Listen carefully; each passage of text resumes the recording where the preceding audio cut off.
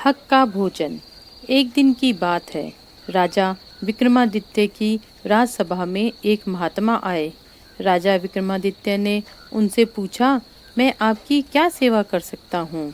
महात्मा ने कहा, मुझे भूख लगी है, कृपया भोजन दे दीजिए। राजा विक्रमादित्य ने महात्मा जी को भोजन कराने का आदेश दे दिया।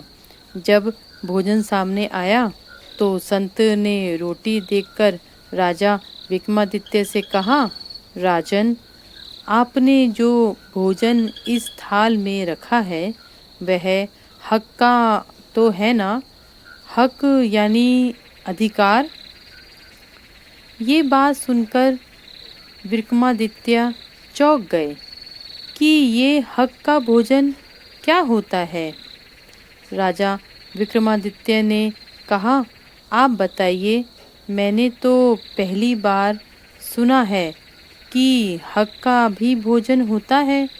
संत ने कहा, गांव में जाइए और वहां आपको एक बूढ़ा व्यक्ति मिलेगा, उससे पूछिएगा।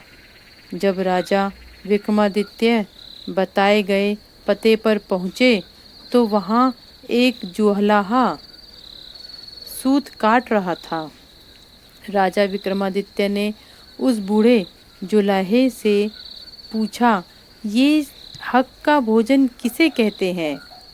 उस बूढ़े ने कहा, आज मेरी इस पत्तल में जो भोजन है उसमें आधा हक का है और आधा बेहक का है।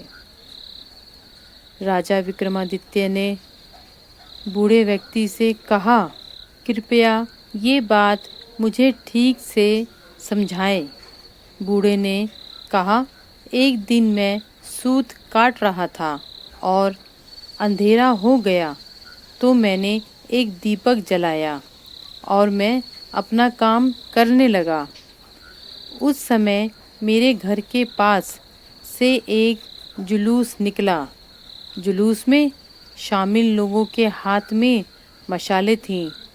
मेरे मन में लालच आ गया तो मैंने दीपक बुझा दिया और उनकी मशालों की रोशनी में अपना काम करने लगा।